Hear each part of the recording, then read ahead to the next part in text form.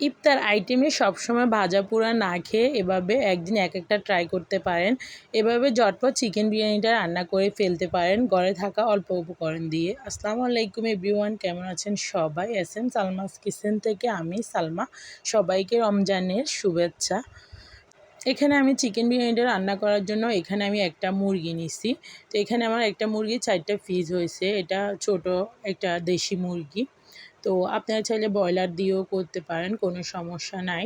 তো এখানে আমি একটা প্যান বসিয়ে দিছি, পরিমাণ মতো তেল ইউজ করছি। আর এখানে বড় সাইজের 2টা পেঁয়াজ কুচি দিয়ে দিছি। পেঁয়াজটা একটু কালার হয়ে আসলে এখানে আমি মশলাগুলো অ্যাড করব। তো এখানে আমি কিছুটা পরিমাণ গরম মশলা দিয়ে দিতেছি, 2-3টা তেজপাতা, কয়েকটা লং, কয়েকটা দারচিনি দিয়ে দিতেছি। তো এভাবে কিন্তু অল্প উপকরণ দিয়ে ঝটপট ইফতারের টাইমে আপনারা চিকেন বিরিয়ানিটা রান্না করে ফেলতে পারেন। আজকে আমি আপনাদেরকে বাসমতি চাউল দিয়ে করে দেখাবো। আপনারা চাইলে আতপ চাউল দিয়েও করতে পারেন।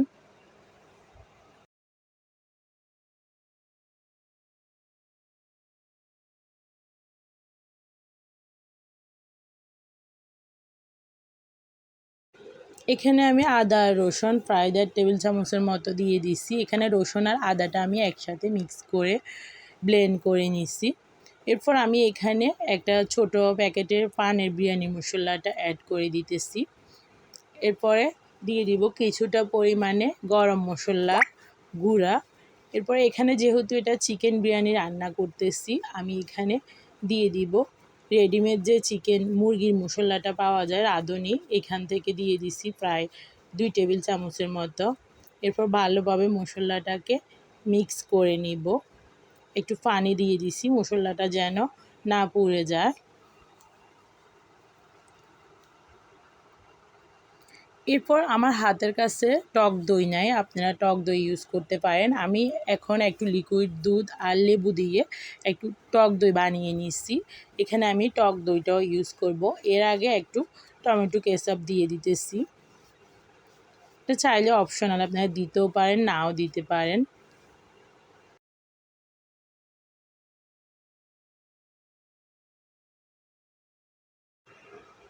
এরপর আমি এখানে লিকুইড দুধ আর টক দই দিয়ে লিকুইড দুধ আর লেবু দিয়ে টক দইটা বানিয়ে নিছি, এটা দিয়ে দিছি। আমার হাতের কাছে যেহেতু এখন টক দই নাই। এরপরে স্বাদ মতো লবণ ইউজ করতেছি। ভালোভাবে মশলাটাকে আমি কষিয়ে নিব। মশলাটা ভালোভাবে কষানো হলে এরপরে আমি এখানে চিকেনগুলা দিয়ে দিব। চিকেনগুলা দিয়ে এটাকে 10 মিনিট কুক করে নিব।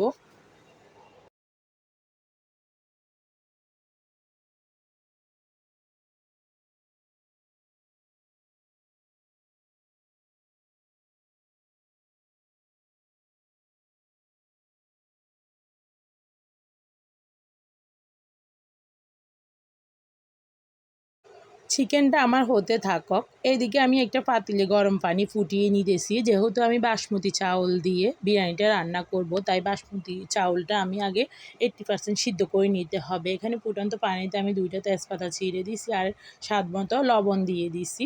এরপর চাউলটাকে আমি আগে থেকে ধুয়ে পানিতে ভিজিয়ে রাখছিলাম। পানিতে ভিজিয়ে রাখলে চাউলটা অনেক লম্বা হয়, তাহলে দেখতেও ভালো লাগে। তো এখন আমি ফুটন্ত পানিতে চাউলটা দিয়ে দিছি। এভাবে আমি এটাকে 80% সিদ্ধ করে নিব। এরপরে সিদ্ধ হয়ে যাওয়ার পরে এটা আমি চিকেনের সাথে মিক্স করে নিব। তো এখানে আমি চাউলের ভিতরে কিছুটা পরিমাণ তেল ইউজ করতেছি, যেন বাটটা হলে একটার সাথে একটা লেগে না যায়। তেলটা দিলে একদম জর্জরা হবে, তাই ইউজ করতেছি। তো এভাবে বাটটা হতে থাকুক। এখানে আমি চিকেনটা দেখি, চিকেনটা 10 মিনিট হয়ে গেছে। এখন আমি চিকেনটাকে ভালোভাবে নেড়ে চেড়ে দিব।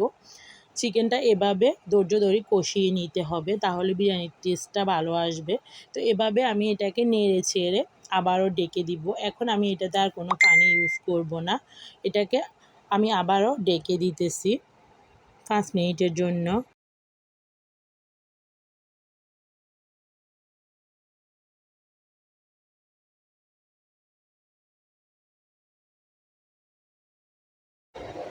5 মিনিট পরে আবারও ঢাকনাটা খুলে আমি এটাকে নেড়ে ছেড়ে দিব। যেহেতু এটা দেশি মুরগি ছোট সাইজের, তাই এটা সিদ্ধ হতে বেশি সময় লাগবে না। তো এভাবে আমি আবারও নেড়ে চেড়ে দিছি। তো আবারও 5 মিনিটের জন্য ডেকে দিব। এদিকে আমার ভাতটা হয়ে গেছে, এটা প্রায় 80% সিদ্ধ হয়ে গেছে। এখন আমি এটা পানি ঝরিয়ে নিব, পানি ঝরিয়ে আমি চিকেনের সাথে এটাকে অ্যাড করে দিব। তো চিকেনটাকে আবারও নেড়ে চেড়ে দিতেছি। তো চিকেনটা আমার হয়ে গেছে, এখন আমি চাউলটা চিকেনের সাথে অ্যাড করব।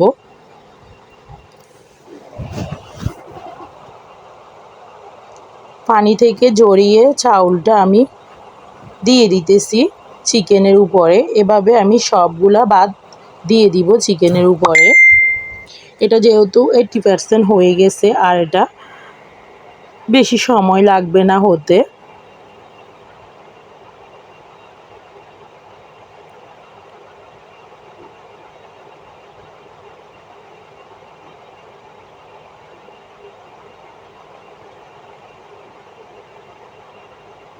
তো এভাবে আমি চিকেনটাকে ভালোভাবে নেড়ে চেড়ে এটাকে মিক্স করে নিব, চিকেনের সাথে ভাতটাকে মিক্স করে নিব।